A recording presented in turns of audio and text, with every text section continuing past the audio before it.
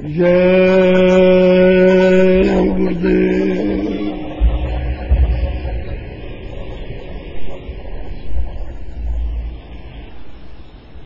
जय गुरुदेव नाम किसका,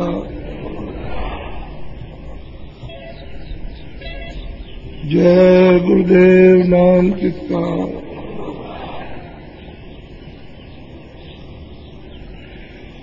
ओ जिरी पिया को निज घटों में,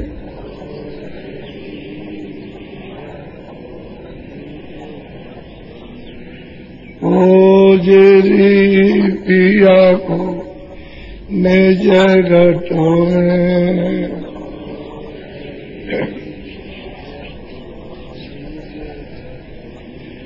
जो तुम पिया के मिलना चाहो,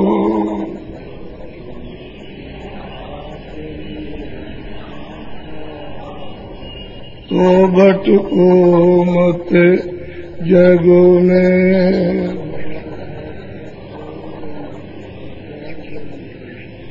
ओ जिरी पिया को निज घटों में,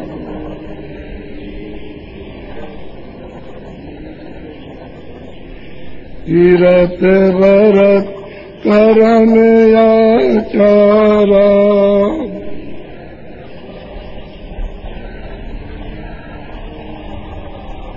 यह अटकान है मग में। ओ जिरी पिया को निज घटों में,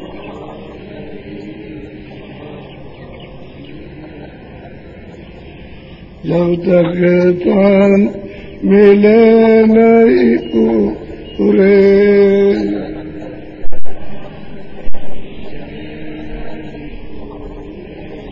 जब लगे तांत मिले नहीं पूरे,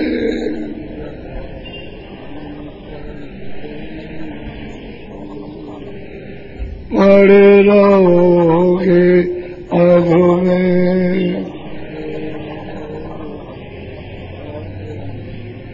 हो जिरी पिया को निज घटों में,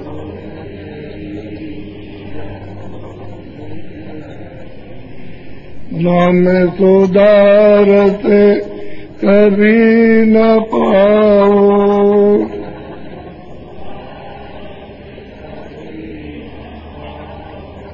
भटको जोनी खग में। हो जिरी पिया को निज घटों में,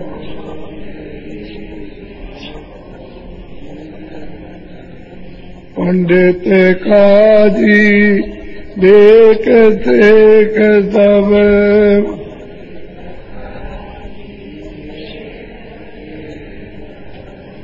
अटक रहे डग डग में। हो जिरी पिया को निज घटों में,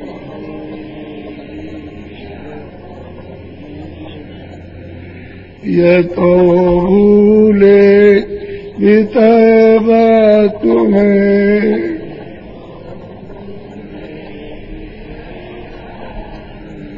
ये तो भूले बितावा तुम्हें।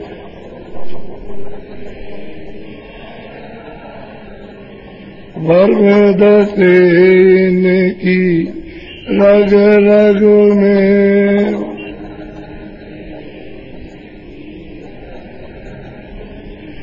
हो जिरी पिया को निज घटों में,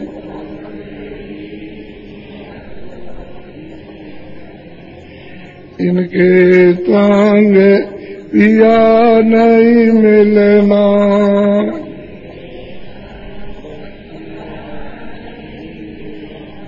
पिया मिले कहू साध समगुने।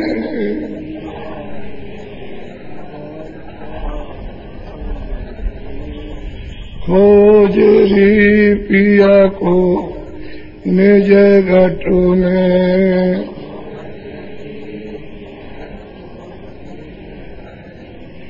सतगुरु पूरे बहुतम जामे।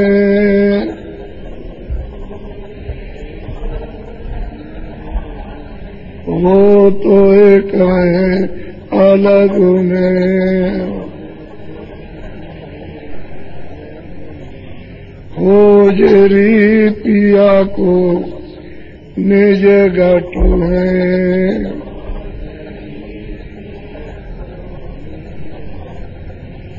खोज री पिया को निज घट में।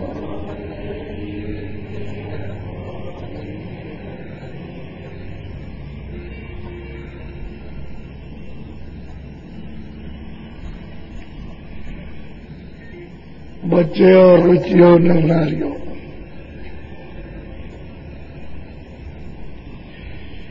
जितना चाहोगे दुनिया में अपना फैलाव करते जाओ। जितना फैलाव करोगे उतना फंसोगे, उलझ जाओगे। और ये खेल काल भगवान का है, किसी की समझ में आएगा नहीं। इसी में उलझ करके और अपने आप को फंस करके बेबस हो जाओगे और कोई किसी का नहीं है। न तुम किसी के होगे न तुम्हारा कोई होगा। कहने को तो कहते हो ये मेरे है, मैं इनका हूं, लेकिन तुम किसी के नहीं हो, न तुम्हारा कोई है। खाली तुम्हारा स्वार्थ इनके साथ में जोड़ तोड़ लगा रहा, और इसी में फंसे हुए को मेरा है तेरा है। ये तो काल का देश है। मोहब्बत प्यार सब आत्माओं से करो। जितने भी जीव है सब पर दया करो, सब पर रहम करो। जब सब पर करने लगोगे तो तुम्हारा फसाव नहीं होगा। क्यों कि तुमको ये बोध होगा कि मैं तो मालिक की सब जीवात्माओं को चाहता हूं, तो फंसोगे नहीं। लेकिन जब सीमा बना लोगे तो वहां फंस जाओगे। न तुम्हारा कोई होगा न तुम किसी को होगे, क्योंकि वो बराबर अपना नगाड़ा बजा रहा है कि देखो मैं आने वाला हूं, तुम समझ लो।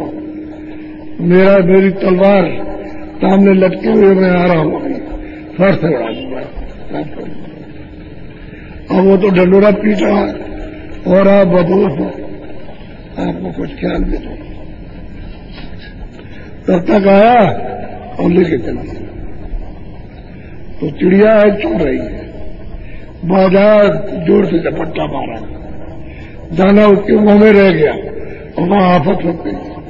ऐसे ही वो दाना चुन रहे और थक के मारते हुए बचने। तुम देखते देखते रह जाओगे, बदोश चले जाओगे, और जो तुमको देखेगा वैसा जाएंगे। क्या हो गया? इसी को देखो, काल की सृष्टि है। मैंने लोगों को समझाया कि पहले यहां कुछ नहीं था, न जमीन थी न आसमान था, न कोई सूरज था और न कोई चांद थे, और न आप थे न हम थे, न कोई ईश्वर था न ब्रह्मा न विष्णु, न कोई देव न देवी न देवता, कोई नहीं था। न स्वर्ग था न वैकुंठ था, और न ब्रह्म था न ब्रह्म की सृष्टि थी, न पारब्रह्म था न पारब्रह्म की सृष्टि, कुछ नहीं था। पहले वो एक अकेला तो सागर है था, उसमें जितने डाल दो कुछ नहीं। अथाह सागर है, ये सब नदियों का पानी समुद्र चला जाए उसमें क्या फर्क पड़ता है? तो वैसे ही भरा रहता है। ऐसे ही वो अथाह सागर है, एक ही था, कुछ नहीं था, और बेनाम था, बेरूप, उसका रूप भी नहीं कोई कह सकता, और नाम भी कुछ नहीं। और यूं तो तुम कुछ ना कुछ इतारे के लिए नाम रख लो तो रख लो, लेकिन वो बेनाम पहले भी अब भी है, आगे भी रहेगा। जब यहाँ कुछ नहीं था तो उसकी मौज मर्जी हुई, तो उसने सबसे पहले क्या किया, आवाज जो मुखारबिन की उसकी आवाज में जो शक्ति थी, ताकत थी, उससे ये सब एक ताकत के साथ आवाज निकाली। तो ये सब मंडल लोग, अनंतों लोग, इतनी गिनती आपके अनंत में लोग हैं, उसने बना दिए एक ही आवाज में। तो ढांचा पूरा खड़ा हो गया, लेकिन यहाँ बीच में कुछ नहीं था। उसकी आवाज पर तो सब खड़ा हो गया, लेकिन और कुछ था नहीं, सब ये पोला था, पूरा का पूरा पोला था, क्या कुछ नहीं था। अभी बहुत दिनों तक पोला रहा, तब उसकी मौज मर्जी हुई, और उसने मतलब है कि अपनी जहां वो रहते थे उन सुरतों को उतार दिया नीचे, कि जाओ तुम नीचे जाओ। उतार करके ले आए, वो भी उन्हीं की आवाज सुन के, वो आवाज अलग है, ये तमाम मंडल बनाने की ये सब आवाज अलग है, उसकी आवाज अलग है। उसमें ला करके और झूला पड़ा हुआ है रस्सी का, वही नाम डोर पड़ी हुई उसी में बैठा दिया, और सब लोग उस मालिक का अखंड सबके सब, जिनको ईश्वर कहते हैं, खुदा कहते हैं, या गाद कहते हैं, या ब्रह्म कहते हैं, या अल्लाह कहते हैं, सबको बैठा दिया और उसी मालिक का सब ध्यान कर अखंड ध्यान। और इतने युग, इतने काल में बीत गए कि सारे विश्व की गिनतियों को एक जगह इकट्ठा कर दिया जाए तब भी नहीं हुआ। इतने युग और कल भी बीत गए, तब वो मालिक, तब वो प्रसन्न हुआ। उनसे पूछा कि भाई मैं तुमसे बहुत सेवा से प्रसन्न हो गया हूं, तुमने सेवा की है, तुम क्या चाहते क्या हो? तब उन्होंने कहा कि हमको छोटा सा कुछ दे दीजिए, क्योंकि अब ये मालूम हो गया कि मैं वहां मालिक के देश में जा नहीं सकता, तो इससे अच्छा यही कुछ मांग लूं। तो उन्होंने कहा अच्छा ठीक है, मैं तुमको दिया। तो छोटा सा राज, तो जीवात्माओं का सर से नीचे सतह का भंडार थोड़ा थोड़ा था, तो दे दिया और सब लोगों में बांट दिया, जितने लोग हैं सब में बांट दिया। तो ये जो सूरज और चांद है, ये जो दिखाई देता है, ये असली तो नहीं है, ये तो ऊपर की सुरतों का ये प्रतिबिंब पड़ा हुआ है। ये प्रतिबिंब है, उसका प्रतिबिंब उस पर, उसका प्रतिबिंब उस पर, चाहे चांद हो और चाहे तारे हो, चाहे सूरज हो, ये प्रतिबिंब है। जैसे शीशे को ऐसे रखो और इधर भी रहे तो सूरज का तो दीवार पर जाएगा, और एक वहां दीवार पर लगा दो और जरा सा तिरछा कर दो और उसका उस पर जाएगा, और एक वहां सीधा लगा दीजिए तो उसका उस पर जाएगा। ठीक है, असली सूरज नहीं, बिंब है, सूरज नहीं है। सूरज तो आप देख ही नहीं सकते, तो यहां नहीं सूरज, बिंब पड़ा। ऐसे ही ये तारों का भी है, ये सब हुए हैं जीवात्मा ऊपर में जो दी गई है, और सब की सब अपने अपने लोकों में टिकी हुई है। तो यहाँ इनके लिए इनको भी दिया, जो सबसे नीचे उनके पुत्र हैं उनको दे दिया, उनको भी छुटा बना दिया। ले आए, ले आकर के मसाला मिला के तब ये रचना बैठी है। ऐसे तो विधि विधान से समझाने में आएगा, ऐसे समझ में नहीं आता है, पहले कुछ नहीं। अब पहले तो जब आए थे तब तो कोई मतलब ये है कि गंदगी थी नहीं, पर जीवात्माएं निर्मल आई, सोचता ही मतलब यह है कि पवित्र आई। न उनका अंतःकरण गंदा, न मन गंदा, न बुद्धि गंदी, न चित्त गंदा, और न जीवात्मा गंदी, उसकी सब सोचती। तब तो आप यहां से वहां पूरा का पूरा देखते थे, सुनते थे, यानी कोई लोग बाकी नहीं, सब देखते जाते थे, सब सुनते आते थे। सब उधर से देखते आए, सुनते आए, सब कुछ इधर से देखते गए था और मालिक का दीदार न था। कोई गंदगी थी नहीं, गंदगी तो बहुत दिनों तक नहीं थी। ये तमाम जीवात्माएं मनुष्य खेत में आई और मतलब सब बात लड़ी उधर, तो ये चारों खाने थी नहीं। पशु पंछी, ये जल के जीव, ये थल में जो जीव रहते हैं वो नहीं, न कोई न रखते, क्योंकि विधान ही नहीं बना था। जब तक विधान नहीं बना तब तक कुछ नहीं। यही सुरतें आई थी और पूरा बोलता जाते थे, समय पूरा हुआ, बात चली गई अपने, इतना ही था। तो कितने, अब तो उन्होंने कहा है, जब रामायण में त्रिकाल बोध जब से सृष्टि हुई तब से गौतमी तुलसीदास जी को जब ज्ञान हुआ देखा तो उन्होंने कहा भाई जब सत्य का समय था तो सच्चों की जोगी सब विज्ञानी थे, कोई अल्पज्ञानी नहीं था। किसी तरह का मतलब सर्वज्ञ थे, भूत भविष्य वर्तमान को जानने वाली सब थी। और समय पूरा हुआ, वापस चले गए। ये रहा, तो ऐसी कितनी खेपें निकल गई। जब ये जहाज चली गई तब उन्होंने सोचा अगर मैं ऐसा ही रहूंगा तो ये सब निकल जाएगी, तो यहां तो कुछ रहेगा नहीं, तो फिर मैं अपना जो कुछ मांगा वो मैं राज किस पर करूंगा, क्योंकि इन्हीं पर तो मुझको राज कर रहा हूं। तब उन्होंने फिर ये तपखिया तैयार किया। उन्होंने फिर अपने शक्तियों को पैदा किया और पैदा करके यहाँ भेजा और भेज करके तपस्या कराई और फिर उनको देववाणी सुनाई और फिर उनसे लिखवाया, पूरा विधान बना दिया।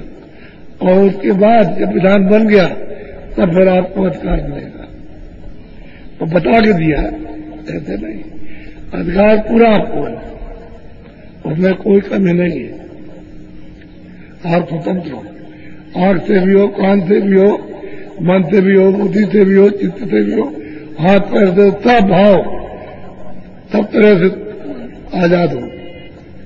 अब उसने कहा कि भाई देखो ये पुण्य है और ये पाप है,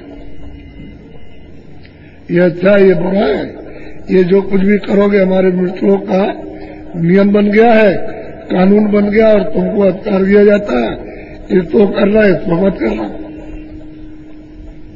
बस आपको अधिकार देके धीरे धीरे धीरे धीरे कुछ लोग चले गए बताने वाले, और कुछ आए तो कुछ और भूल गए, और जो भी थोड़े बहुत रहे वो भी चले गए और बिल्कुल ही चले गए। तो कोई बताने वाला नहीं है कि वे पाप क्या पुण्य क्या, पुण्य का फल क्या, पाप का क्या फल करते लगे।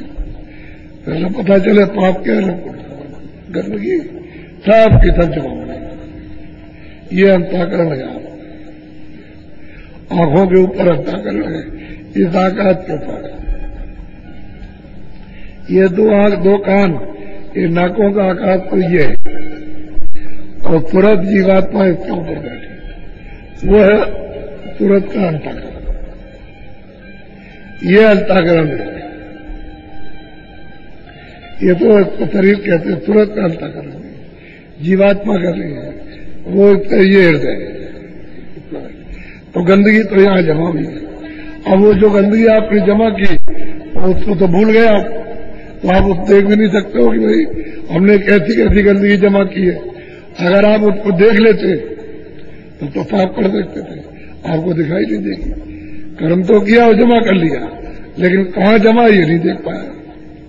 तो जीवात्मा जो है दब गई, ऊपर से गंदगी पड़ती गई, मत दब गई। जैसे मिट्टी पड़ी चली जाए तो धीरे धीरे धीरे धीरे मिट्टी पड़ती है, सब दब जाएगा। अब जीवात्मा का पता ही नहीं क्या है, कहाँ, किसी को नहीं मालूम। अब महात्मा जब मिले तब तो पता खबर बताएगा, जब तक वो मिलते नहीं तब तक। तो यहां से बंधन पड़ा। पहले तो बहुत दिनों तक कितना पूरा समय सतयुग का बीत गया, और तब चला गया, कितने आए और चले गए, और तो बाद में आखिर में ये विधान बना है। तो जब सतयुग समाप्त हुआ और त्रेता युग लगेगा तो उस समय पर ये तैयार हो गया और आपको सुना दिया गया, दे दिया। तो ये गंदगी इतने गंदे हो गए कि जब तक वो महात्मा न मिले और वो सफाई करे नहीं और आपको सफाई करने की कोई चीज पकड़ाए नहीं तो आप कुछ नहीं कर सकते। तब उसने देखा कि ये तो ये कर रहे थे, कसूर कर रहे, तो चलो जल्दी से 4 खाने बनाओ, तो 4 खाने बनाए। अन्नज पिंडज हुमा जाता होगा 4 खाने। पेड़ खड़े खान दिया, जो पृथ्वी पर पेड़ खड़े हुए इसको कहते हैं हफ्तावर। और जो पिंड से पैदा होते हैं जेड़ से, जैसे मनुष्य उसी से पैदा होता है, पशु भी वैसे ही पैदा होते हैं। एक अंडज होता है जो अंडे की आकार से पैदा होता है, बाहर अंडा रखा है, बच्चा उसमें से निकलेगा। फिर हुमज, जैसे पृथ्वी के अंदर छुपे हुए हैं, जब बारिश होगी तो फिर निकलेगा। ये 4 खाने और इसी में नस्लें हैं, इसी में अलग अलग नस्लें, एक नस्ल के कई एक सांप, एक नस्ल के कई एक बिच्छू, एक नस्ल के कई एक गोजर, तरह तरह के मतलब कई एक नस्लें बनाई, लेकिन मुख्य 4 खाने। एक नस्ल के कई एक वृक्ष। ये कहा कि देखो इसका आपको कर्म का तुमको वहां फल मिलेगा, इसका ये मिलेगा। और इसने फिर नर्क बनाए कि चलो नर्कों में तुमको ज्यादा कसूर किया तो ज्यादा यातना दी जाएगी। और ये है जो ही चला है। अब इसको कौन बैठेगा जब तक वो महापुरुष मिले नहीं, तो सदाई कौन करेगा? आपको तो कुछ नहीं। इसलिए आप वो ममता में, इसमें तृष्णा में वासना में पड़ गए। अब वासना ही आपको उपेर रही है। तो कोलू जैसे चल रहा है ना, तेल निकलता है, ऐसे ही वासना उपेर रही है। इसी में रगड़े जा रहे हो और मिलेगा कुछ नहीं। ऐसे चले जाओगे बच्चा नहीं, अब तक देखते रह जाएंगे। आए हो जाएंगे, राजा पर फकीर जो है उसे जा रहा है, चाहे राजा हो चाहे रंग हो और चाहे फकीर हो। एक चढ़े सिंहासन, एक बांधे जात जंजीर। एक तो सिंहासन में बैठ के चला जाएगा, एक जंजीरों में बांधा जाएगा। यहाँ कोई रह नहीं सकता, क्योंकि उसने मृत्यु बनाया। जब उसने स्वर्ग बनाया तो भी रहने की जगह नहीं है। कुछ दिन तक रहो और बाद में फिर यहाँ आ जाओ। पुण्य छीड़े मृत लोगे, पुण्य जब छीड़ हो जाए, पूरा हो जाए, तो यहाँ ऊपर में ईश्वर के लोग भी नहीं टिक सकते। जो वो भी अस्थाई नहीं है तो वहां भोग लो, और जो वहां आनंद और सुख भोगो, जब वो खत्म हो जाए तो फिर यहाँ आ जाओ। फिर यही कर्म करोगे, पार नहीं जा सकते। कि हम पार निकल जाए और जन्म मरते, वो तो भवसागर पार जाना पड़ेगा। तो भवसागर बहुत दूर है, बहुत दूर है, बड़ी लंबी मंजिल है। वहां पार होने के बाद तब ये जीवात्मा उतरेगी, तब अपने देश में अपने धाम में जाएंगे। यहां नहीं होता। ये तो अपने धाम से आई, अपने देश से अपने लोग थे, वो तो यहाँ है नहीं। ये तो परदेश है, तो आपकी समझ में किसी की आता नहीं, और कोई समझाने वाला मिलता नहीं कि आपको समझाए कि फिर रास्ता बताए। तो बड़े ध्यान से सुनो, महापुरुष कहते क्या हुआ, ध्यान से सुनिए।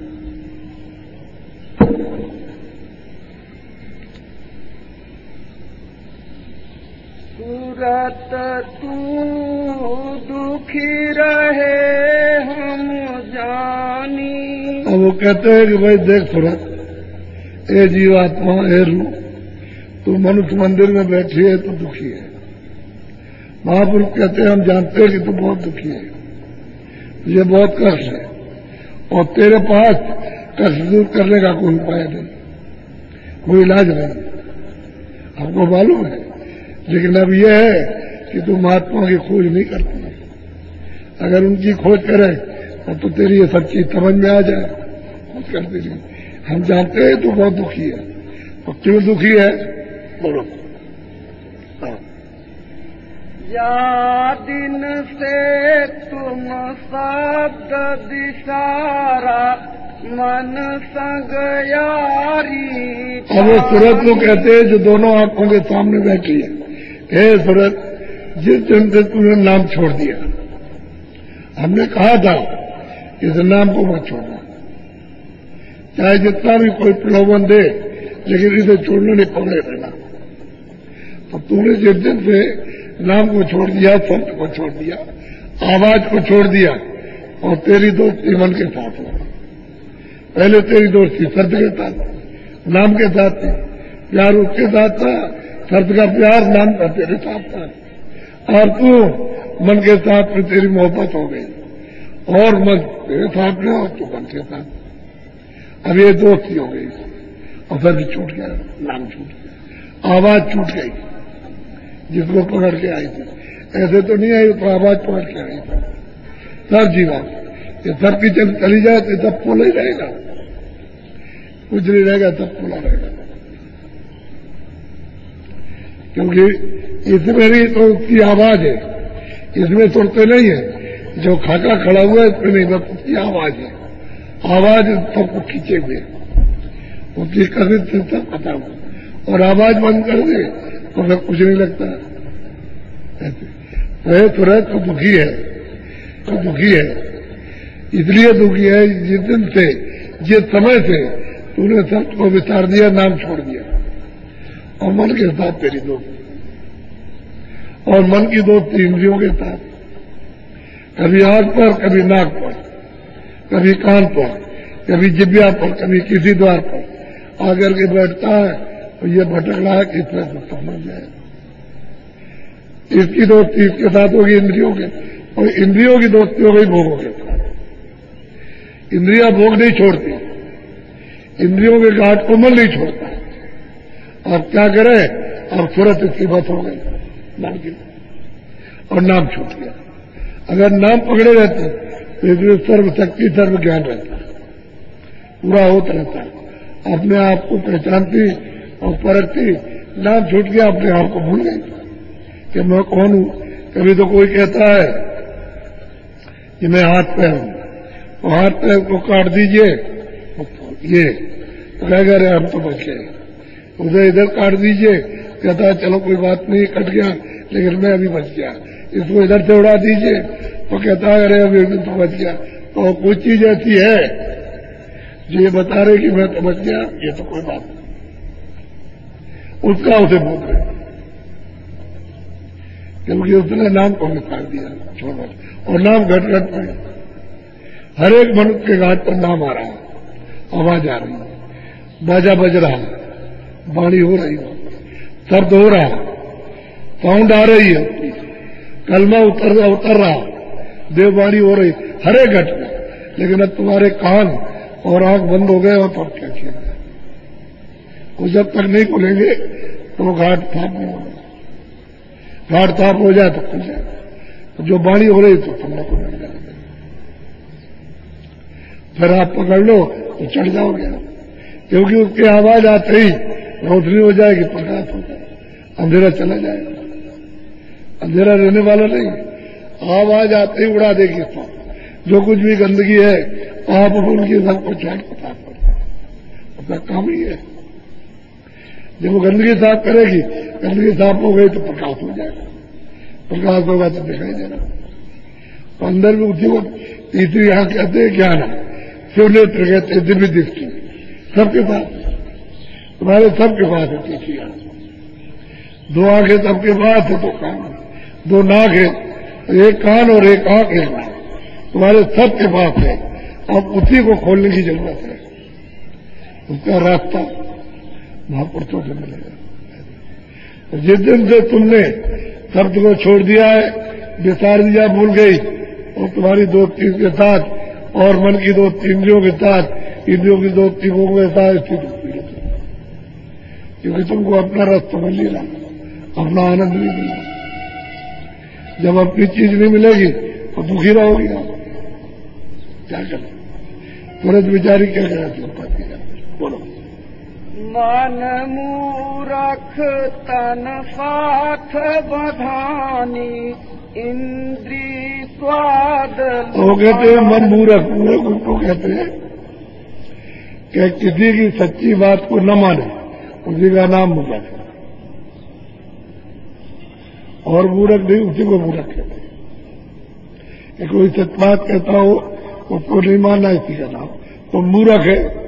कि तन के साथ में तो बन गया इंद्रियों के घाट पर, और इंद्रिया भोगों के साथ बन गया। अब छुड़ाने वाला और बताने वाला कोई नहीं बता रहा कि भाई तुमको इससे कुछ मिला नहीं और न तुमको मिलेगा और इसी में खूबती रह जाओगी। तुम्हारा सच्चा आनंद, सच्चा सुख तो तुम्हारे अंदर है। वो तुम्हारा घाट बंद हो गया, उसको खोलो तो तुमको सच्चा आनंद और सच्ची शक्ति 24 घंटे दौड़ता रहता। उधर सपने दौड़ेगा, इधर जागने में दौड़ेगा। उधर सोचता है कि मैं राजा था गरीब हो गया, उधर सोचता मैं गरीब था राजा हो गया। आंख खुली न राजा हो न गरीब। इधर देखता है कि ये है जब रात को सोया तो ये सब दिन भी अंधेरा और रात भी अंधेरा, दिन भी स्वप्न और रात भी स्वप्न। तो ये मूर्ख के साथ तेरा संबंध हो गया और नाम तेरा जो आने जाने का रास्ता था, आने जाने की जो डोर थी, चढ़ने की सीढ़ी थी, छूटी। अब यही भटका खा रही है, बराबर यही जलती यही बढ़ती। अब कोई उपाय तो उसकी बात है, बोलो।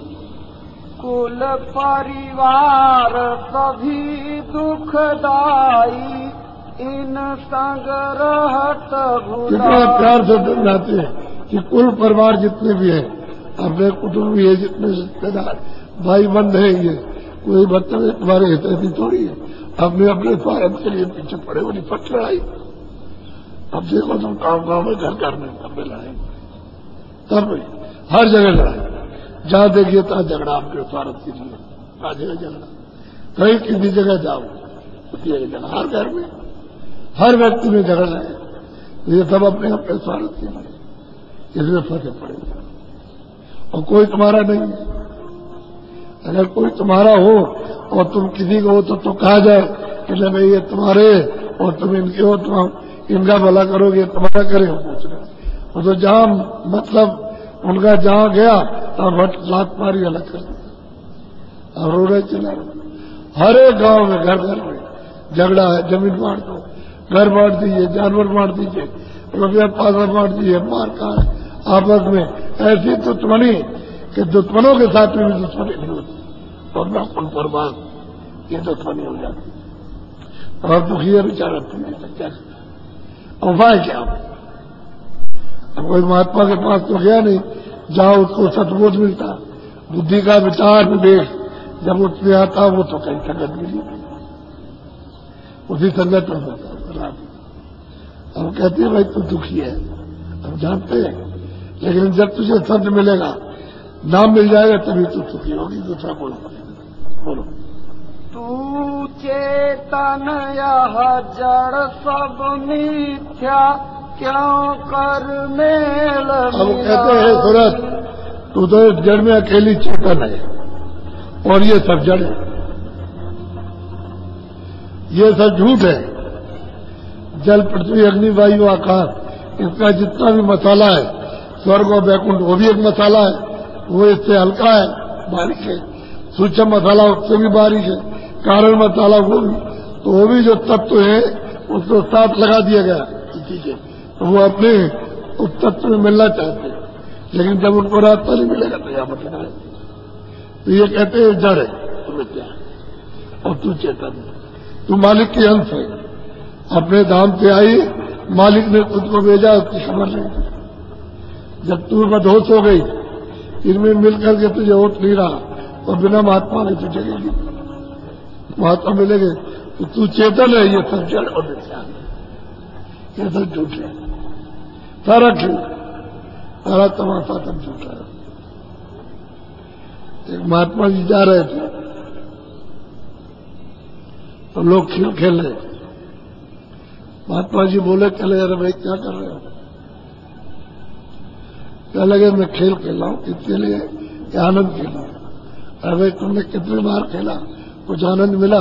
क्या आनंद तो नहीं मिला, लेकिन ये सोचता रहता हूं शायद आज मिल जाए, आज मिल जाए। तो महात्मा जी बोले, तुम यानी चाहे जितना खेलो इसमें आनंद है।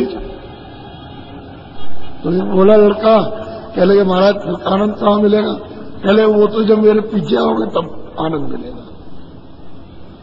तो छोड़ के चल दिया उनके पीछे पीछे गया। चलते चलते 10 दिन तक चले, साथ ले गए, पीछे पीछे उसको उपदेश पढ़ा ले गए।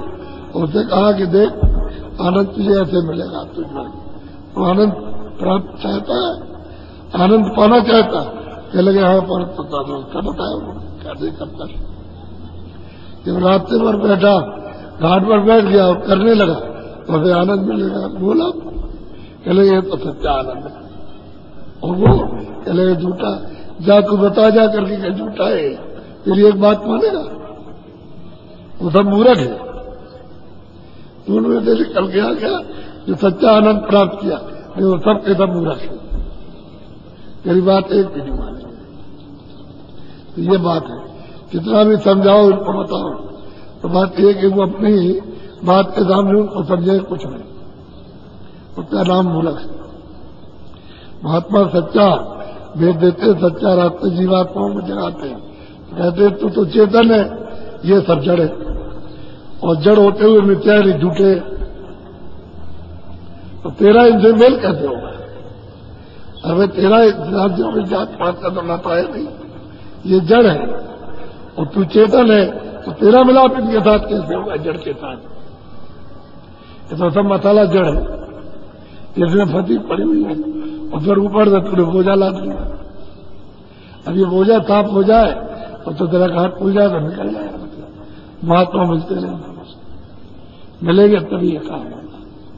बहुत प्यार से समझाते हैं। बोलो ताते चेत चलो यह अवसर नहीं भरमो तुम खाते। भाई इससे एक काम करो, चेत जाओ, यदि महापुरुष के उत्पाद में जाओ और जो कुछ सुनाए वो तुमको कि चेतन क्या और जड़ क्या है, उसको चेतो जगो और समझ करके यहां से जल्दी निकलो।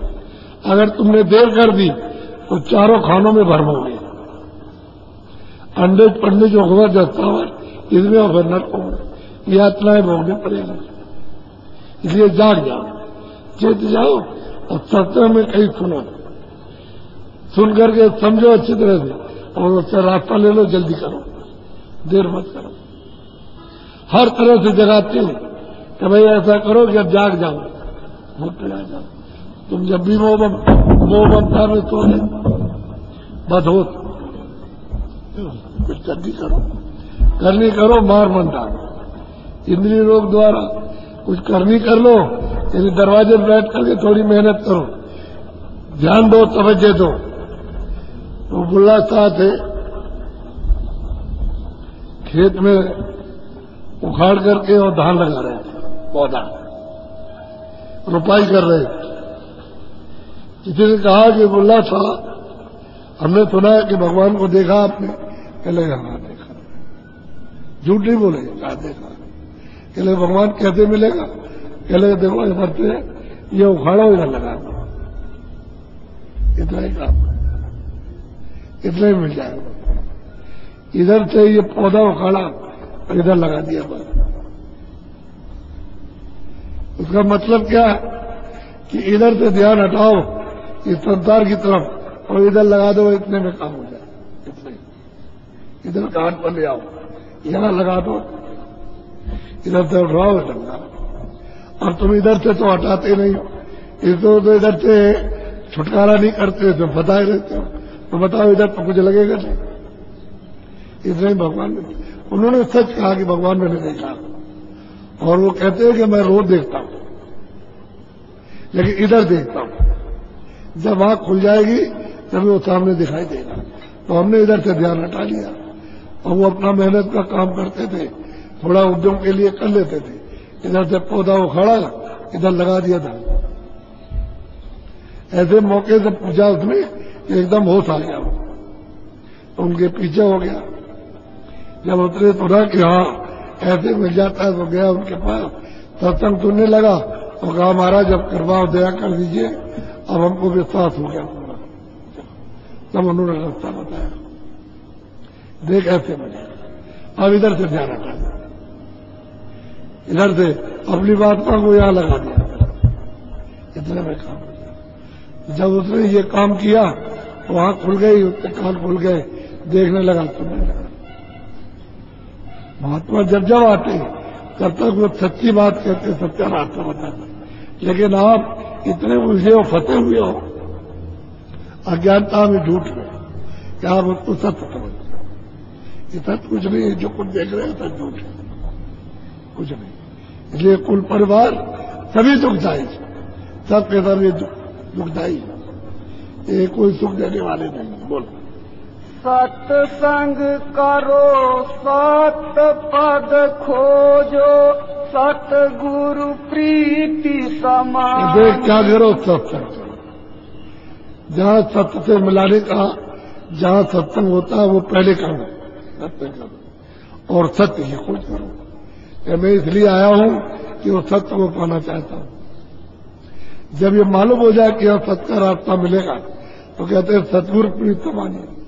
अरे मछली जल में रहती है तो उसका प्रेम किससे होता है? जल से होता है, जल से होता है। बेजल होती है, जल के वो रह नहीं सकती, जरा सा निकालिए तो छटपटाने लगेगी। तो कहते हैं भाई सत्संग करो, जब पता चले कि सत्य ऐसे मिलेगा, ऐसे देखोगे सुनोगे, तो फिर मतलब ये है कि कौन बताएगा? जब वो रास्ता बता दे तो कहते अपना प्रेम मुक्ति करना, सदगुरु से, सच्चे गुरु से, जो मालिक को पा चुका है उससे प्रेम करना। जब उससे प्रेम करोगे तो तुमको उनके हो जाओ, अपना कपड़ा उनको दे दो, इस तन रूपी कपड़ा है। कहो महाराज ये तो हमने इतने बड़े बड़े गंदे डंदे काम किए और तमाम गंदगी जमा कर ली है, अब आप इसको ले लीजिए, जैसे चाहे फटोड़िए, पुछड़िए, पटकिए, कुछ कीजिए, इसको साफ कर दीजिए। जब उनसे प्रेम हो जाएगा तो साफ कर लीजिए। तुमको आना कानी की क्या बात, कपड़ा देते हो अपना आपा तो धोबी को सौंप देते हो, देख धोबी हमारा कपड़ा ये जो है गंदा है, दाग लगे तो साफ कर देना कि हाँ भाऊ जी साफ कर देना। तो जाता है, क्या करता है, उससे क्या मतलब, आपको तो साफ करके दे देगा। ऐसे ही तन रूपी कपड़ा जो गंदा हो गया कर्म करते करते पाप और पुण्य, अब इसको किसी को दे दो थोड़े दिन के लिए तो साफ धो धा करके ठीक कर देगा। फिर कहेगा लो तुम्हारा मन है, तुम्हारे पास बुद्धि है, तुम्हारा चित्त है, ये सब कुछ तुम्हारा आप करो, सफाई कर लेगा। फिर जब आप करने लगोगे तो तुम्हारे मिल जाएगा। इसलिए कहते हैं मन बुद्धि चित्त अंतःकरण जीवात्मा निर्मल हो जाए तो मुझे देखेगा, तो मुझे पालेगा। अब तुलसीदास ने ये तो किया कि हमेशा मतलब ये है कि बचपन में इच्छा करते रहे दर्शनों की कि कोई महात्मा मिल जाए, ऐसे ही इधर उधर देखते दाखते और मिल गए, उनको बता दिया। कहा बेटे रास्ता तो ये है, रोता क्यों है, अंदर बैठ के रो, किसी को दिखाने का काम नहीं, घाट पे बैठ जाए और रो, उधर अंदर में मिलूंगा, जब तेरी आंख खुलेगी तो तुम मुझको देखना, मैं तो उससे मिलूंगा। साफ कहा घर में करते रहे और 14-15 साल के अंदर ही अंदर उन्होंने प्राप्त कर लिया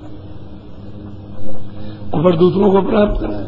बोलो नाम रतन गुरु दे बुझाई, उलट चढ़ो। और कहते हैं भाई नाम का धन, इन जीवात्माओं का धन क्या है? नाम।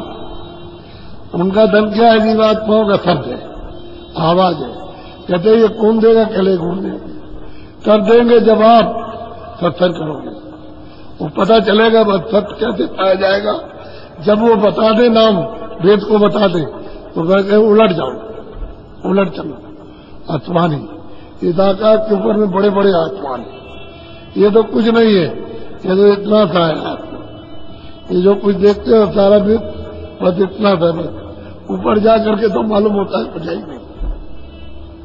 यहाँ तो पता चलेगा कि ना होते कि बहुत तारा तो तार बहुत बड़ा है और ऊपर जाने पर कुछ भी नहीं, जैसे मच्छर है उसी में सब चीजें दिखाई देती हैं, सब चीजें, कोई चीज छूटती नहीं होती, सब दिखाई देता है।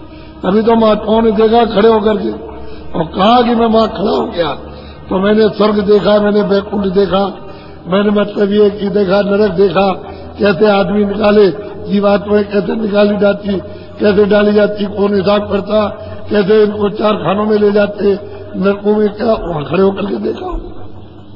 तभी तो उन्होंने बताया, अगर देखते नहीं तो बताते क्या? ऊपर जा करके ये बिल्कुल सिमट कैसे हो जाए। आप ऊपर जाओ हवाई जहाज से तो ये तमाम चारों तरफ, यहाँ तो दिखाई नहीं देता, लेकिन ऊपर जाओ चारों तरफ यानी सैकड़ों मीलों का दिखाई देता है कि सामने ये बत्ती चल रही है। बिल्कुल मालूम होगा ये सामने चल रही, और यहाँ आइए तो मालूम होगा 200 किलोमीटर है, इतना पता। तो ऊपर जाने पर मतलब छोटा था है, ये छोटा थे, ऐसे कोई बड़ा नहीं है, लेकिन उसी में आप पहुंची हुई है। तुम आए हो, चेतन आए थे, चेतन के साथ संबंध था, अब संबंध तुम्हारा चेतन से टूट गया, अब यहाँ जड़ में आकर के मिल जाए और हो गया, ज्ञान चला गया, शक्ति चली गई, सब कुछ चलेगा, अब कुछ नहीं बना। अब पहले पहला काम क्या है? सत्संग करो। जब वो सत्य का संदेश है तो उसको खूब तेज करके सुनो, समझो, और फिर उनसे रास्ता ले लो और फिर कमाई कर लो, तो जल्दी काम हो जाएगा। जब रास्ता मिल जाए, तुमको भेद मिल जाए उसका, तो उलट चलो आसमान, अब वापस हो जाओ, जेल से आए तो उसी नाम को पकड़ के वापस हो। जैसे ही आंखों के ऊपर गए, बस एकदम से खुले हुए बैठा, खुली हुई रचना, अद्भुत अद्भुत रचना, और प्रकाश में होता तो अंधेरा होता है, अंधेरा तो यहाँ है मान में, कहते फिर उलट चलो, यहाँ तो तुम्हारा घर है, ये तो जड़ चीजें हैं, उनका ही स्थान, चेतन का नहीं।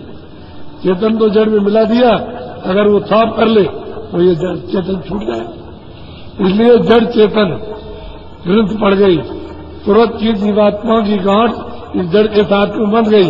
यद्यपि बिल्कुल टूटी है, लेकिन इसका खुलना बहुत मुश्किल है। अब महात्मा मिले तो खुले, जब उसको नाम भेद मिले और नाम को पकड़े तब तो वापस लौटे, अब तो भेद खुल जाए, नहीं अगर नाम को पकड़ती होगा तब चीज बोलो। इतना काम करो तुम अब की, फिर आगे की सतगुरु। भाई इतना काम तो करो कि घाट पर बैठ जाओ, और ऊपर से जो आवाज आ रही है 24 घंटे आ रही, कभी बंद नहीं होती है, उसी को पकड़ लो आप। कहते हैं भाई घाट पर हर गुरु काम करेगा, आपको ले चलेगा, क्योंकि अंदर तो सब रास्ता दिखाना बताना नहीं, अंदर ही तो मुश्किल है। अंदर तो इतनी भारी रचना है कि खड़े होकर के देखते रहोगे तो हटोगे नहीं। यहाँ एक चीज देखते रहते हैं बच्चे, तो माँ बाप उसको कितना हटाना चाहे और तारीख के लिए और देख लेने दीजिए, और देख लेने दीजिए, तो देखता रहता। वहां तो विचित्र रचना है, तो वहीं देखने में लग जाओगे आप। वो गुरु जब मिलेगा तो रास्ता बताएगा, चलो, तब वहां देखने चलता है। ये बगैर गुरु के उधर कोई नहीं जा सकता, गुरु की जरूरत है। और गुरु वही है जो रास्ता देख चुका है, ठीक है नाम, जो मालिक के पास आता जाता है उसी का नाम। बोलो। सतगुरु स्वामी कहन सम्हारो, दुख छूटे सुख मिले। अब आते हैं जब महात्मा तो कहते हैं कि भाई मेरी कहन को जो मैं कुछ कहता हूँ समझाता हूँ तो मान लो, तो तुम्हारा ये मतलब ये दुख छूट जाएगा, तो सदा के लिए सुख मिल जाएगा, क्योंकि अपने देश में अपने घर में वही सुख मिलेगा, वही आनंद मिलेगा, वही निश्चिंतता है। और वो बच्चा अब चल धाम है, कभी चलायमान नहीं होता, अस्थायी है। जब वहां से तुमको एक बार पहुंच गए तो वहां से कोई निकाल नहीं सकता। एक बार वहां से आए हो अभी तक पहुंचे नहीं, जो पहुंच गए वापस नहीं आए। पहले जब शुरू में आए थे तब तो सब के सब पहुंच गए थे, तब चले गए वापस, तब मैं पूरा किया, सबके सब गए वापस। तो कितनी खेपें चली गई, पीछे के लोग रह गए, उनको पता नहीं। अब फंस गए आप, तो जब से आए तब से अभी तक नहीं लौटे। अब कहते हैं सदगुरु की खैर, उनका रास्ता जो है उसको तुम पकड़ लो अच्छी तरह से, और वो मदद कर देंगे, सहयोग दे देंगे, तुम चल पड़ोगे, निकल चलो। तो सब हैरानी, सब तुम्हारे दुख संकट ऐसा पड़ जाएंगे, सुख का सागर तो अथा आनंद का सागर है, ज्ञान शक्ति। बोलो सीधा सीधा, तो मैं आज आपको नाम बता दूंगा। मैं इतना ध्यान रखो, ये बात सत्य है कि आपने अभी तक नहीं सुना, ठीक है, लेकिन जब कभी कोई सच्ची बात को सुन लो तो उसको मानना चाहिए, उल्लंघन नहीं करना। क्यों? कि उसमें तुम्हारा ही हित है। और तुम अगर उल्लंघन करते हो तुम्हारा नुकसान हो। आप सबके सब लोग सहकारी रहो, असुदार नहीं करना। चाहे आदमी का हो, चाहे बच्चे का हो, चाहे बच्ची का हो, चाहे पशु हो, चाहे पंछी हो, चाहे कोई कीड़ा हो, चाहे जल का जीव हो, चाहे वो थल का हो, उसका आहार नहीं करना। जो चीजें आपके लिए उसने बना करके सब दिए उन चीजों का सेवन करो। इसकी मलम पच्ची के लिए इसको निरोगी रखो। असुदार करोगे तो इसमें मतलब तरह तरह के कीटाणु पैदा हो जाएंगे और तरह तरह की बीमारियां। फिर तुम चाहे इतनी दवा खाओ, वो दवा काम ही नहीं करेगी। अस्पतालों की अब कमी नहीं है, दवाओं की कमी नहीं है, और भी नई नई दवाएं बनती जाती है, लेकिन लागू एक भी नहीं होती, लाभ नहीं करती, आप फायदा नहीं होता, क्योंकि तुमने अशुद्ध आहार का यही नहीं। पहले जो डॉक्टरों से पूछो कि जब वो किसी का चीरफाड़ करते हैं, मवाद को निकालते हैं, तो कितने बार साबुन लगा करके और फिर कपड़े से पोंछते फिर साबुन लगाते हैं, फिर कपड़े से पोंछते फिर साबुन लगाते हैं। भाई उनसे पूछा कि बच्चों कि भाई कीटाणु आ जाएंगे, तो तुम अशुद्ध आहार करोगे तो सीधा तुम्हारे खून में कीटाणु पहुंच जाएगा, बीमारियों का भंडार खुल जाएगा। तो शुद्ध आहार करो, सब्जी है, फल है, दूध है, घी है, अनाज है। आपको भूख लगे दिन में आप 10 बार खाओ, 20 बार खाओ। अच्छे जो कपड़े बनाओ, मोटे महीन कपड़े पहनो, अच्छी झोपड़ी हो, अच्छा कोई मकान हो, उसमें आप लोग कोई बड़ा थोड़ी करता। हम तो साधु बना नहीं रहे कि चलो भाई खेती करो, दुकान करो, सब करके काम करो, उसको करो आप, लेकिन ईमानदारी मेहनत के साथ करो।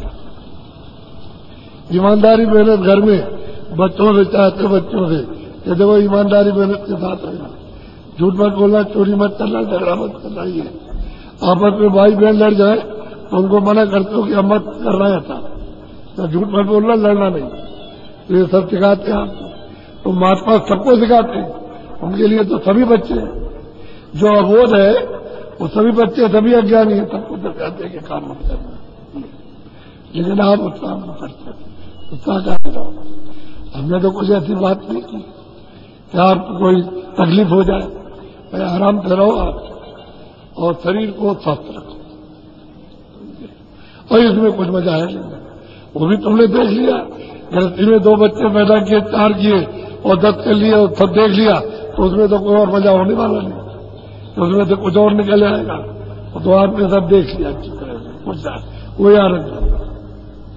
अब आप उनसे परेशान हो गए कि अब खर्चा कैसे पूरा करें, 10 हो गए, लड़कियां अलग हो गई 5 और 5 बच्चे हो गए, तो मतलब उसकी बात शादी के लिए उनका पैसा, उसके लिए अलग चिंता, उनको अलग, उनको सुनाते तो बड़ी हो गई, और तो क्या तूने हमारे घर में जन्म लेना था, तो उसको सुनाते वो दुखी, भाई अलग दुखी है कि कुछ बचेगा नहीं तो हमको मिलेगा क्या, और सब परेशान सकते, उसमें भी कोई मजा नहीं, समझ किसी को मजा नहीं, यह है ही आनंद, और तुम उसी में ढूंढते रहते हो, उसी में खोजते। ये तो धोखा है, मूर्खता है। साकार करो तो दार करो, जैसे 2 दिन के लिए, 4 दिन के लिए आप आ गए, तो अभी 4 दिन के बाद या 2 दिन के बाद या 1 हफ्ते बाद आपके घर चले जाओ। तो किस लिए आए हो? सत्संग सुनने के लिए, कि हम कुछ भी इधर उधर होते हो और भूल चूक होती हो तो अपने सुधार लें। तो सुधार के लिए आए और भजन में, ताकि हमारी लगन और तेज और जोर शोर से हो जाए और हम भजन करने लगे। फिर हम सफाई शुद्धि के लिए, कि हमारी सफाई शुद्धि हो जाए, जो कुछ हमने किया है हम लाद रखा, तो दया हो जाए, कृपा हो जाए, तो जल्दी से साफ हो। इसलिए आते हो, फिर चले जाते हो, तो आना जाना। ये तो कोई ऐसी रिश्तेदारी में भी तो जाते हो, अरे घर से आदमी बाहर जाता है, चलो बम्बई अस्पताल है, वहां डॉक्टर बहुत अच्छा है, यहाँ बीमारी ठीक नहीं होगी, तुम वहां ले जाते हो और 2-2, 4-4 महीने लगा देते हो। अरे भाई ये तो हाथों की बीमारी है, जीवात्मा मालिक से भी छुड़ गई, सबसे बड़ी बीमारी है कि वो कैसे अपने घर जाएगी, उस मालिक को कैसे प्राप्त करेगी। वो तो किसी महात्मा के पास में जो इसका वेद जानता है, जो डॉक्टर है, जो वेद है, वो आपको बताएगा। जो सब इसलिए अच्छा करेंगे। और कपड़े के लिए मना किया नहीं, अनाज सब्जी फल दूध घी के लिए मना नहीं किया, मकान के रहने के लिए कामकाज खेती दुकान दफ्तर मजदूरी के लिए मना नहीं किया। बस यही तो कहा कि सरकारी लेना, और वो तुम्हारे लिए विनाशकारक है, क्योंकि वो तो सब आपको हमने लोगों को भी समझाया कि तुम सब जातियों के लोग बैठे हो, और गरीब भी हो और अमीर भी हो, पढ़े लिखे ब्राह्मण भी हो मुसलमान भी हो, ये छोटे। अगर ये बताओ तुम्हारी उंगली काट दी जाए, एक का पैर काट दिया जाए, मुसलमान का इसकी टांग काट दी जाए, किसी का कान काट दिया जाए, किसी नाक काट दी जाए, तो तुमको दर्द होगा कि नहीं होगा? बोलो, होगा दर्द। अब ये बताओ कि यही तुम्हारा मन, यही तुम्हारी बुद्धि, यही तुम्हारा चित्त, और यही तुम्हारे प्राण, और यही तुम्हारी रूह, यही सूरत के जीवात्मा अभी रात को निकाल करके और उसमें बंद कर दी, उस मुर्गे में, उस बकरे में बंद कर दी, उस सांप में बंद कर दिया जा करके, और फिर तुम उसकी पूंछ काटो, तुम उसके मतलब है कि पैर काट डालो उसकी, तो बताओ तकलीफ होगी कि नहीं? तो जीवात्मा तो यही है, मन यही, बुद्धि यही है, यही प्राण यही। ये कैसे समझ लिया कि उसको तकलीफ नहीं होगी? ये तो समझना चाहिए कि तुम ही तो पहुंचाए गए वहां, ऐसे तो वहां पहुंच नहीं गए, तो मिल गई सजा, तो सजा भोग रहे, तुम्हारा अधिकार उनको मारने का नहीं है, चाहे पशु हो चाहे पक्षी हो, कोई हो, उसकी बनाई हुई चीज तुम बिगाड़ नहीं सकते, वो बनाएगा, जिसने बनाया वो अपने आप बिगाड़े, तुम उसके बीच में ठेकेदार तुम बनते हो, तो फिर आपको सजा मिलेगी। तुमने बनाई हुई हमारी चीज को बिगाड़ दिया, तुमको सख्त सजा मिलेगी। तो बताओ उसकी सजा से बच जाओगे? तुम्हारे पास कौन सा इलाज है? ये आपको बताया जा रहा, इसलिए सहकारी हो, जीवात्मा पर रहम दया करो जितना बन सके। एक दाने का बन जाए सुधार जाएगा, नहीं बन सकता, तुम्हारे पास सामर्थ्य नहीं, तो कुछ मत दो, सीधा सीधा काम। एक दिन में जा रहा था इधर, एक बहता उसका बोझा लदा तो मार रहा, तो हमने पूछा, हमने गरीब क्यों मार रहे? तुमने सोचा है कि बुखार तो नहीं चढ़ा? कि हाँ, ये तो मैंने देखा कि पानी नहीं पिया और कुछ खाया नहीं, तो तुम बोझा इतना लाद के जा रहे, और 10 डंडे दे उसके मुंह में और 10 उसकी टांग में, तो बेचारा क्या कह सकता? तुम मार लगाते हो। अगर तुम्हारे ऊपर बुखार चढ़ जाए और 2 बोरे लाती है जाए, तो बताओ तुम ले जाओगे? क्या लेंगे? नहीं, तो मैं खोलो, दूसरा ले आओ समाज, तो उसने खोला गया, वहां पे तकलीफ है बड़ी। जैसे तुम हो वैसे वो है, तुमको जो बंद कर दिया है, और फिर तुम्हारे ऊपर बोझे ला देना, 10 डंडे, बताओ क्या होगा? ये बात सत्य है, महात्माओं ने सब कुछ देखा, तब आपको ये बताया। फिर यह बीड़ी और हुक्का तो पियो, मैंने तो कभी पिया नहीं, लेकिन आपको मना नहीं करता हूं, किनको? जो पीते हो। हुक्का बीड़ी मना नहीं करता, लेकिन जो लड़के और लड़कियां या कोई आदमी बड़ा छोटा, उसको कोई अगर नहीं पीता है तो कभी मत पीना। आप कभी पीजिएगा, जो पीते हो वही पी लो, वो कोई अच्छी चीज नहीं है। लेकिन आप कोई बात नहीं सुनते हो। कितने लोगों से मैंने कहा, अरे भाई क्यों ये तुम तंबाकू खाते हो और इससे तरह तरह की बीमारियां हो जाएंगी, तरह तरह की बीमारियां होने लगी, बेकार। अब वो कहते हैं महाराज तो कैंसर हो गया, अब कैंसर हो गया तो अब क्या करें?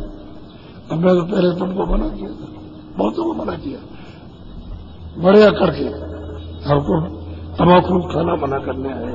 अब मना थोड़ी कर रहे थे, अब भाई तुझको तकलीफ हो जाएगी तो फिर पीछे से तो दुखी होगा आपसे, इसलिए सोच रहे थे कि भाई तुझे तकलीफ ना, लेकिन अकड़ गए। अब आए कहते हैं दवा, अब तो हमने छोड़ दिया। हमने कहा छोड़ने से क्या होगा? अब क्या, जब तुमने बात नहीं मानी। इसलिए हुक्का बीड़ी पियो, ऐसा कोई नशा मत करो कि तुम्हारी बुद्धि पागल बन जाए।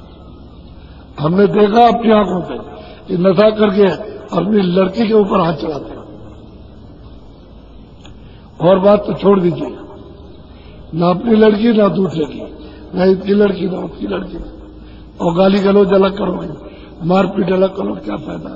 जब तुम्हारी बुद्धि पशु हो गई तो पशु जैसे कुछ नहीं समझते ऐसे आप भी नहीं समझते। ऐसा न था कोई भी हो, कोई हो। मुसलमानों की किताबों में लिखा है कि किसी मुसलमान ने, जो मुसलमान है, उसने एक कतरा शराब की बूंद अगर पी ली है और उसका जिंदा ही जला दिया जाए तो उसके गुनाह माफ नहीं होंगे। रामायण में लिखा है कि गंगा जल के घड़े में गंगा जल को ला करके और उस पर एक नली लगा करके और चढ़ा दिया जाए आग पर, और उधर वो पानी गिरे तो उसको कभी संत पान नहीं करते, संत करे नहीं पाना, पर रामायण ने लिखा। जब इतना सख्त उन्होंने वचन लिखा है तो उसको समझना चाहिए कि भाई हमारी रामायण क्या कह रही, हमारी ये क्या कह रही, हमारी गीता क्या कहती है, हमारा भागवत क्या कह रही। जब तुम्हारे सामने तुम्हारे ग्रंथ थे, महात्मा तो अभी आए।